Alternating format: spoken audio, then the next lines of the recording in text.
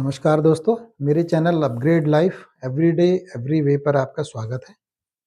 और आज हम डिस्कस करने वाले हैं अपनी हेल्थ को लेकर जो बेसिक बातें होती हैं, खासकर जो हमने पिछले टॉपिक में डिस्कस करी थी टॉक्सिन। तो किस तरह से वो टॉक्सिन जो है हमारे शरीर को डैमेज करता है। छोटे बच्चे में टॉक्सिन की मात्रा बहुत कम होती है और जितनी भी होती है उसको हमारा शरीर बाहर निकालने का पूरा प्रयत्न करता है। हमारे शरीर के अंदर जो डिफेंस मैकेनिज्म है, जो इम्यूनिटी है, वो एक्टिव होती है और बुखार यानी हमारे शरीर के अंदर टेम्परेचर का बढ़ जाना, उस समय हमारी क्लींजिंग एक्टिविटी ना बढ़ जाती है। हमारे फ्लू हो जाता है, सर्दी हो जाती है, खांसी हो जाती है, बलगम आता है, हमारा म्यूकस निकलने लगता है। ये सब हमारे टॉक्सिन को शरीर से बाहर निकालने के हमारे शरीर के उपक्रम हैं। म्यूकस क्या होता है? ये वो वाइट ब्लड सेल्स हैं हमारे शरीर की, जो शरीर के अंदर की डेड सेल्स या दूसरे तरह के कूड़ा करकट गार्बेज को शरीर से बाहर निकालने का काम करती हैं। हमारे स्किन में छोटे छोटे दाने हो जाते हैं। उससे क्या होता है, हमारे अंदर का जो टॉक्सिन का लेवल है उसको बाहर निकाला जा रहा है। जब भी बुखार आता है, आपने महसूस किया होगा कि शरीर बिल्कुल टूट सा जाता है, ताकत खत्म हो जाती है। शरीर का मैकेनिज्म है कि वो सारी एनर्जी को और जगह से डिस्कनेक्ट करके रिपेयरिंग के काम में, क्लींजिंग के काम में लगाता है। टॉन्सिलाइटिस हो जाना, टॉन्सिल की ग्लैंड जो होती हैं वो सूज जाती हैं, बड़ी हो जाती हैं, यानी फिल्ट्रेशन ज़्यादा होने लगता है। वोमिटिंग होती है, कभी कुछ ऐसा अनवांटेड शरीर के अंदर चला गया, हमारे शरीर का पूरा बॉडी मैकेनिज्म उस अनवांटेड चीज को शरीर से बाहर फेंकने में लग जाता है। डायरिया हो जाता है। सिर्फ एक पर्पज है कि जो भी टॉक्सिन है, जो भी अनवांटेड है, जो हमारे शरीर के लिए नुकसानदायक है, उसको शरीर से बाहर निकाल के फेंक देना। तो ये जो सिम्टम्स हैं, सर्दी, खांसी, फ्लू हो जाना, चिकन पॉक्स हो जाना, मिजल्स हो जाना, बुखार आना, ये सब हमारे बॉडी के एक प्यूरिफाइंग प्रोसेस है, प्रकृति की दी हुई प्यूरिफाइंग प्रोसेस। और इन सिम्टम को हम लोग बीमारी की तरह ट्रीट करके, ड्रग्स का इस्तेमाल करके इनको रोक देते हैं। तो जो सिंपल प्यूरिफाइंग सिम्टम्स थे, उनको रोक दिया, टॉक्सिन अंदर शरीर के अंदर ही रह गया। और नतीजा क्या हुआ? लंबे समय तक जब यही चलता रहता है, तो जो बचपन में इस तरह के छोटे छोटे सिम्टम्स थे, वो बड़े होकर के छोटी छोटी बीमारियों में तब्दील हो जाते हैं। बार बार कोई तकलीफ होती है, बार बार शरीर प्रयास करता है कि किसी भी तरीके से इस टॉक्सिन को शरीर से बाहर निकाला जाए, लेकिन सफल नहीं हो पाता। फिर हम ड्रग्स लेकर के उसको रोकते हैं, तो ये शरीर के अंदर टॉक्सिन की मात्रा धीरे धीरे धीरे धीरे और बढ़ने लगती है। और जब एक स्तर से ज़्यादा ये कचरा, ये टॉक्सिन हमारे शरीर के अंदर हो जाता है, तो ये प्रभावित करता है हमारे शरीर के अंदरूनी अंगों को। कहीं जोड़ में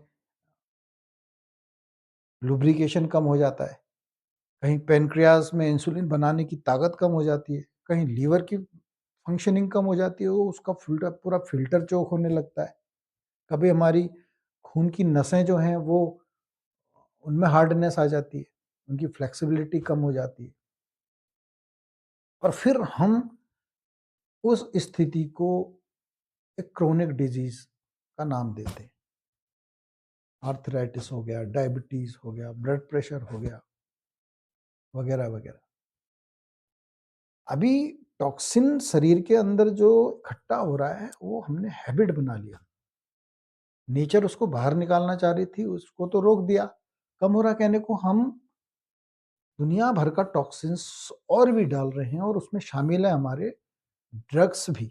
ड्रग्स के होने वाले साथ जो कॉन्ट्रा इंडिकेशन है वो भी। हमारा शरीर को ड्रग पसंद नहीं है, वो मजबूरी में हम लेते हैं, लेकिन उसके जो साइड इफ़ेक्ट कहते हैं जो, उसमें भी हमें नुकसान होता है। हम सुबह से लेकर के रात तक फूड के ज़रिए, मेडिसिन के ज़रिए जाने कितनी चीज़ें अपने शरीर के अंदर ऐसी डालते हैं जो टॉक्सिक है। मेरा प्रश्न आपसे है कि क्या हम जो खाना खाते हैं वो बिल्कुल शुद्ध है? आज की डेट में तो बिल्कुल भी नहीं। हवा शुद्ध है? नहीं। पानी शुद्ध है? नहीं। हमारा टूथपेस्ट शुद्ध है? खाने योग्य है? हम उसको मुँह में डाल रहे हैं, दाँत साफ कर रहे हैं। स्थिति और बिगड़ती है जब हम ऐसा टूथपेस्ट करते हैं जिसमें फ्लोराइड की मात्रा या निकोटीन की मात्रा ज़्यादा हो।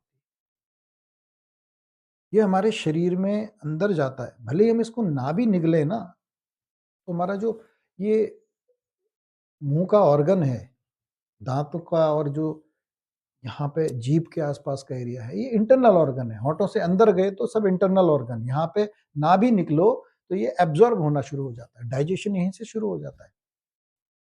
यहाँ पे लार ग्रंथियों के साथ में जीभ के नीचे ग्रंथियाँ ऐसी होती हैं जो सीधे ब्लड में लेकर के जाती हैं आपकी जो भी चीज़ें। तो फ्लोराइड हमारे शरीर के अंदर चला ही जाता है, भले ही आप उस टूथपेस्ट को ना भी निगलें।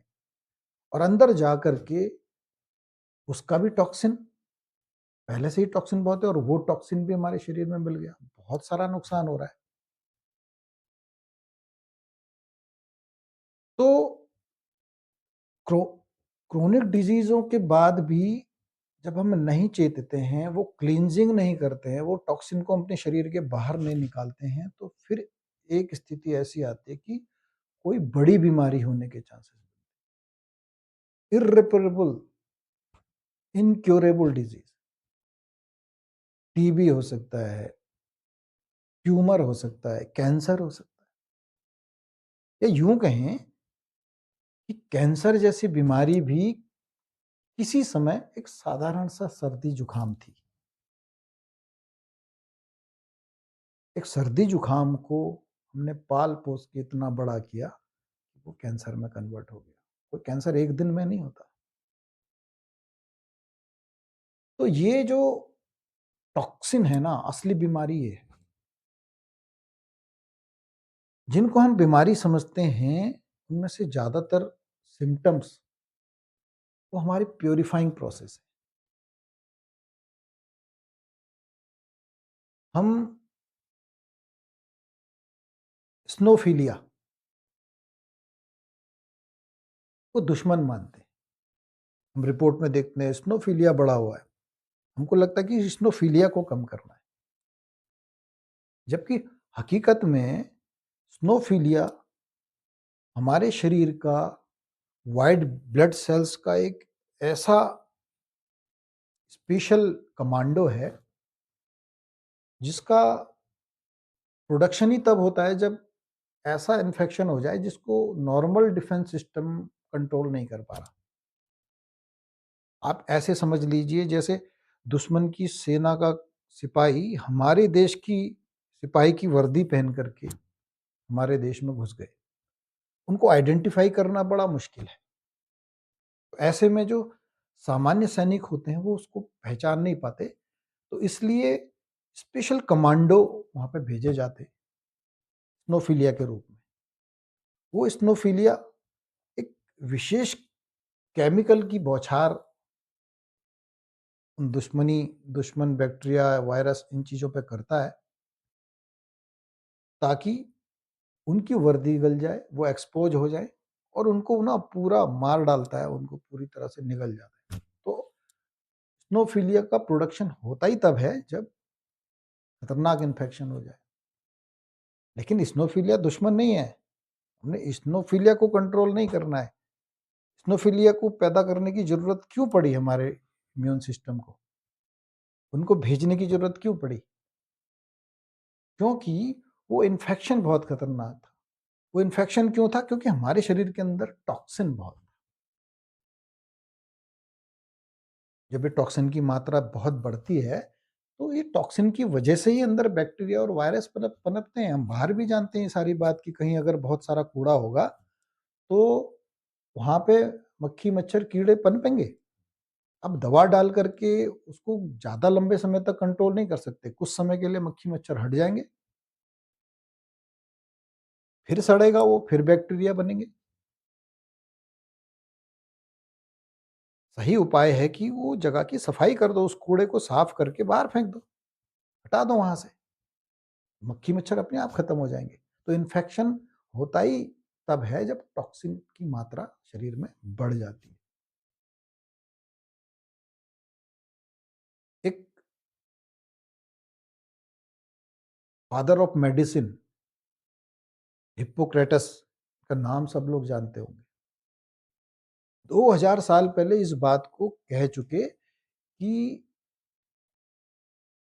डिजीजेज़ जो होती हैं वो एक्चुअल में जो सिम्पटम्स हैं उनके वो हमारे शरीर का डिफेंस मैकेनिज़्म है। असली प्रॉब्लम जो है वो टॉक्सिन।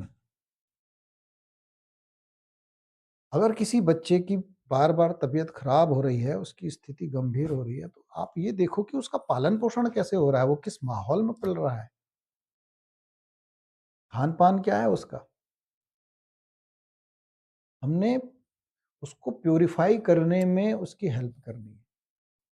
नेचुरल थेरेपिस्ट हैं लुई कुने, वो भी बहुत अच्छे से मानते हैं कि हमारे शरीर जो है, ये छोटे-छोटे दाने जब निकलते हैं, तो शरीर का एक अपना ऑपरेशन करने का तरीका है कि अगर वो नॉर्मल कोर्स से शरीर के बाहर टॉक्सिन को ना निकाल पा रहा है, तो ऑपरेट करके बाहर निकाल रहा है। उसी जगह से जहाँ पर टॉक्सिन है, वहीं से बाहर। नॉर्मल तरीके क्या है? हमारे यूरिन के ज़रिए, हमारी शिट के ज़रिए, हमारे पसीने के ज़रिए, हमारी साँसों के ज़रिए ये गंदगी बाहर आ जानी चाहिए। लेकिन नहीं आ पाती, अंदर बढ़ जाती है मात्रा। और लुई कुने जो नेचुरल थेरेपिस्ट, वो क्या करते हैं उस समय कुछ ऐसे प्राकृतिक तरीके अपनाते हैं जिससे क्लींजिंग हो, तो हमारे शरीर को जब वो प्यूरिफिकेशन प्रोसेस में हेल्प मिलने लगती है, तो वहीं से लोकली कहीं फोड़े आ जाते हैं, कहीं दाने आ जाते हैं। तो वो लोग खुश होते हैं, कहते हैं कि चलो शरीर ने काम करना शुरू कर दिया, अब ये टॉक्सिन बाहर निकल गया तो इसकी रिकवरी बहुत जल्दी संभव है। बहुत सारे लोग जो हैं, उनके चेहरे पे असमय बिल्कुल कालापन आ जाता है, स्किन डार्क हो गई, आँखों के नीचे झुर्रियाँ आ गई, डार्क सर्किल आ गए, चेहरे की चमक गायब हो गई। और जब हम उनको कुछ ऐसे क्लींज़र देते हैं, जो नेचुरल हैं, जो उनकी क्लींजिंग डीप क्लींजिंग कर सकते हैं, तो हमने देखा है कि सबसे पहले वहाँ छोटे-छोटे दाने आने शुरू हो जाते हैं। वो अंदर की जो गंदगी है, वो निकल रही है।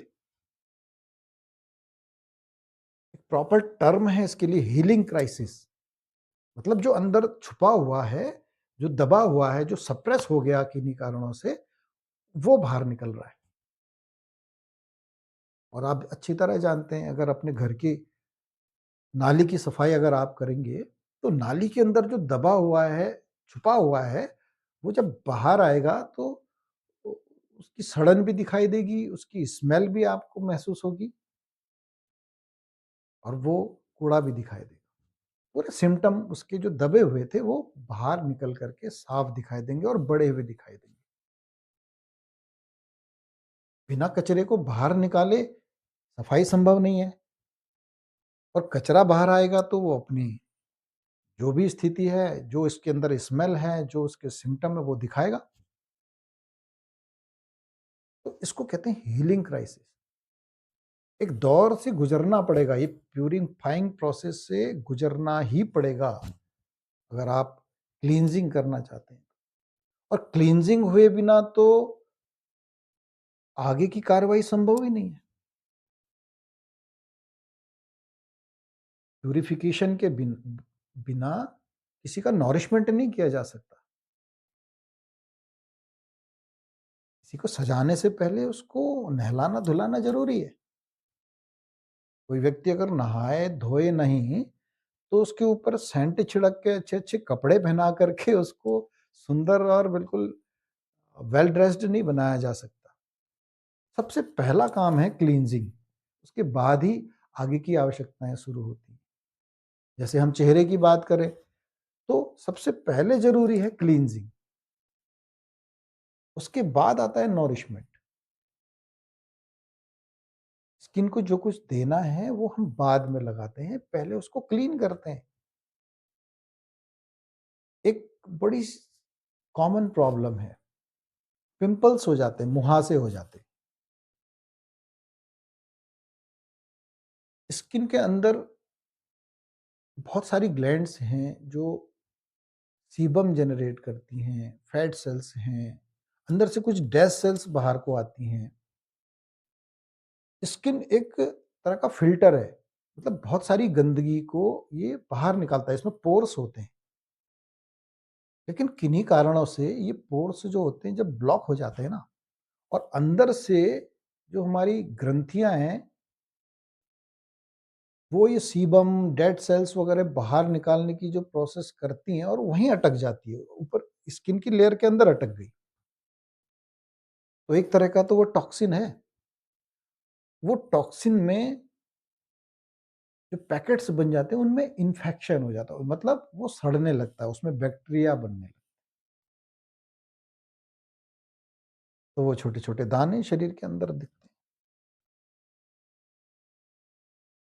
अब वो शरीर की स्किन के इतने गहरे होते हैं कि नॉर्मल साबुन से वो साफ नहीं हो पाते, वो पोर्स नहीं खुल पाते।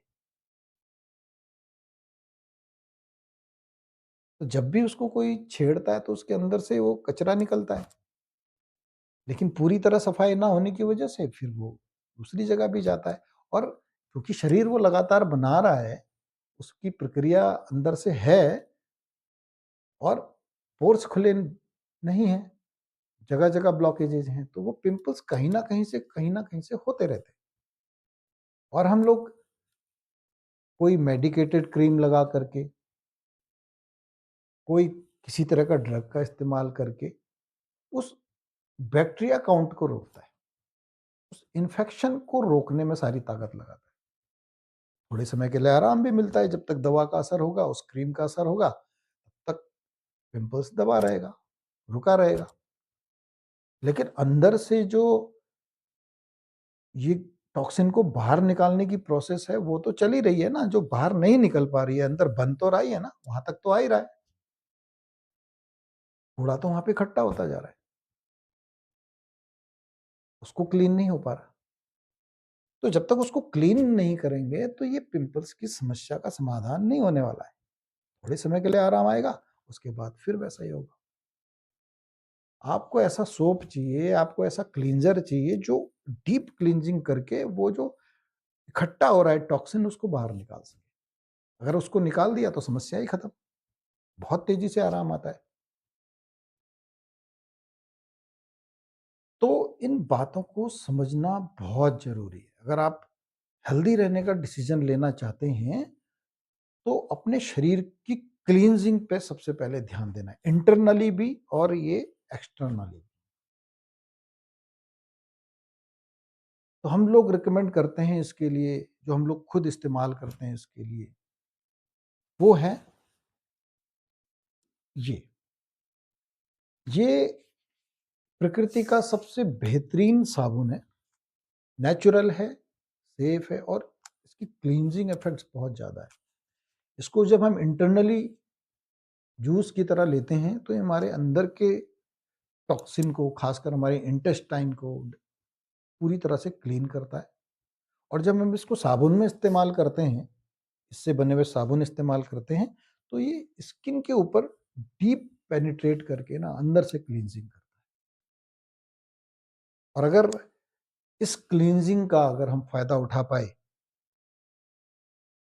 तो बहुत सारी हमारी आज जो समस्याएँ हैं, जो सिम्पटम्स हैं, वो समाप्त हो सकते हैं।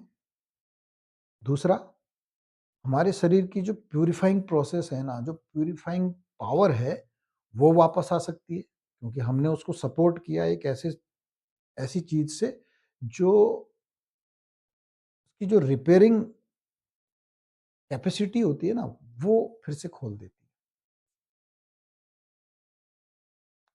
और अगर प्यूरिफाइंग प्रोसेस आपके शरीर में दोबारा स्टार्ट हो जाए, तो यकीन मानो आपके बहुत से ऑर्गन्स की ताकत वापस आने लगती है। आपका पैनक्रियाज अच्छे से काम करने लगेगा, आपकी जो अ, खून की नसें हैं, उनकी फ्लेक्सिबिलिटी वापस लौट जाएगी, आपके घुटने, आपके जोड़ दोबारा से बहुत फ्लेक्सिबल हो जाएँगे, उनकी स्ट्रेंथ बढ़ जाएगी, आपकी आँखों की स्ट्रेंथ बढ़ जाएगी, है ना? आपकी स्किन पे चमक आ जाएगी। तो ये सारी चीज़ें जहाँ-जहाँ